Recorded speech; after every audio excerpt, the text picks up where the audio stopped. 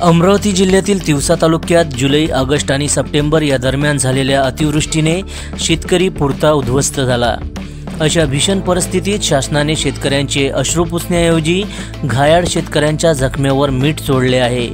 शेतकऱ्यांना संभ्रमित करणारे शासन निर्णय काढून मदत यादीतून अवघा जिल्हा गायब केला। ऐन दिवाळीच्या तोंडावर शेतकऱ्यांच्या तोंडाला पाणी पुसली असा आरोप करत काँग्रेस कमिटीकडून शासन निर्णयाची होळी करण्यात आली आणि शिदोरी आंदोलन करत काळी दिवाळी साजरी करण्यात आली। तसेच काळ्या फिती लावून आणि काळे झेंडे दाखवून सरकारचा निषेध करण्यात आला। तसेच तालुक्यातील खरीप हंगामातील पिकांसह बागायती व फळपिकांना सरसकट मदत देण्यात यावी अशा आशेने निवेदन तहसीलदार डॉक्टर मयूर कडसे यांना सादर करण्यात आले।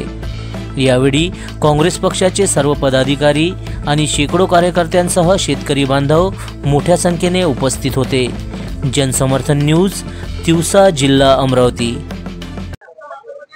अमरावती जिल्ह्यात आज सर्वत्र जिल्हा काँग्रेस कमिटीच्या वतीनं तालुका काँग्रेसच्या माध्यमातून प्रत्येक तहसीलला काळी दिवाळी साजरा करण्याचं वेळ या भाजप सरकारनं शेतकऱ्यावर आणून ठेवलेली आहे आणि म्हणून तालुका काँग्रेस कमिटी व शहर काँग्रेस कमिटीच्या वतीनं अमरावती जिल्हा दुष्काळग्रस्त जाहीर झाला पाहिजे। इथल्या जिल्ह्यातल्या शेतकऱ्यांना सरसकट कर्जमाफी मिळाली पाहिजे आणि विशेषतः तिवसा तालुका ओला दुष्काळग्रस्त जाहीर होऊन सरसकट नुकसान भरपाई मिळाली पाहिजे। या अनुषंगाने या औचित्यानं हजारोच्या संख्येने शेतकरी आज या ठिकाणी शिदोरी आंदोलनात उपस्थित झाले होते। माजी मंत्री यशोमतीताई ठाकूर यांच्या नेतृत्वात तिवसा तालुका काँग्रेस कमिटी, अमरावती, भातकुली आणि मोर्शी या चारही तालुक्यामध्ये सातत्याने आंदोलन सुरू आहेत आणि सरकारने याबद्दल दखल घ्यावी, प्रशासनाने आपली लाल फिशाई बंद करावी म्हणून आम्ही या ठिकाणी आज शिदोरी आंदोलन केलं। 1978 नंतर पहिल्यांदा कुठेतरी काळी दिवाळी साजरी करण्याची वेळ या शेतकऱ्यांवर या महायुती सरकारने आणलेली आहे। मी दोनच गोष्टी अधोरेखित करतो की हा जो शासन निर्णय आहे 23 सप्टेंबर 2025 चा, त्यामध्ये मदत जाहीर करू असं म्हणण्यात आलं, परंतु मुळात त्यात मदत आली नाही। मग 8 ऑक्टोबर 2025 ला एक शासन निर्णय आला, त्यामध्ये तालुक्यातील तिवसा तालुक्यातील शेतकऱ्यांना काय तालुक्यालाच वगळलं गेलं। मग कुठेतरी नौटंकी झाली।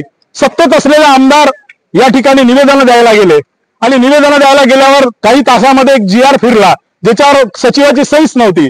एवढी घाई त्यांना होती की हे पोरगं कोणाचं आहे, बाळंतपण कोण केलं हा दाखवण्याचा प्रकार, ही स्पर्धा भाजपमध्ये लागली आणि मग कुठेतरी सकाळी सकाळी एक शासन निर्णय आला आणि त्यामध्ये तिवसा समाविष्ट झालं, इतर तालुके समाविष्ट झाले, असा गाजावाजा झाला आणि मदत मिळणार। परंतु त्या GRचा अभ्यास केल्यावर शेतकरी अभ्यासक जे आहेत, जे खरे शेतकरी आहे, त्यांना जाणवलं का या शेतकरी पॅकेजमध्ये कुठलीही आर्थिक मदत तिवसा तालुक्यातील शेतकऱ्यांना मिळणार नाही आणि म्हणून त्यामध्ये काही सवलती दिलेल्या आहेत। इतका 420पणा, इतका भ्रष्टाचारीपणा, इतका खोटेपणा आजवरच्या सत्तेतल्या कुठल्याही मुख्यमंत्र्यांनी केलेला नाही आणि मग 15 ऑक्टोबरला परत हा एक शासन निर्णय आलेला आहे।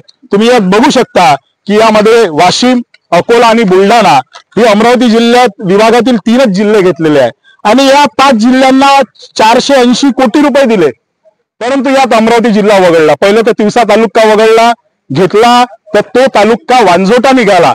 हे वांझोटा करण्याचं काम बेजबाबदार लोकप्रतिनिधीचं आहे आणि त्यानंतर आता जिल्हाच वगळला। जे 8 आमदार इथं भाजप पक्षाचे असताना या ठिकाणी जर हा जिल्हा यापासून वंचित राहत असेल तर यांच्या कार्यक्षमतेवर प्रश्नचिन्ह निर्माण झालेला आहे आणि म्हणून ही संघटना, शेतकरी संघटना या ठिकाणी आक्रमक पद्धतीने दिवाळीच्या सणाच्या दिवशी आंदोलन करत आहे। अशी दुष्काळजन्य परिस्थिती या सरकारने आणून ठेवलेली आहे म्हणून यांना जनाची नाही तर मनाची लाज वाटली पाहिजे आणि यांचे जे चेले चपाटे आहे, यांचे जे कार्यकर्ते आहेत ते पहिले शेतकरी आहे त्यांनी जाणून घ्यावं आणि हे जे खोटे GR आहे याची वास्तविकता स्वीकारावी अशी आमची मागणी आहे। माननीय तहसीलदारांना निवेदन देऊन येत्या काळामध्ये दिवाळीनंतर आक्रमक जहाल मतवादी आंदोलन या ठिकाणी होतील आणि तिवसा तालुक्याला सरसकट नुकसान भरपाई म्हणजे 48,68,68,000 रुपये मिळाले पाहिजे अशी आमची मागणी आहे आणि म्हणून आज आम्ही या ठिकाणी या सरकारचा निषेध केलेला आहे। धन्यवाद।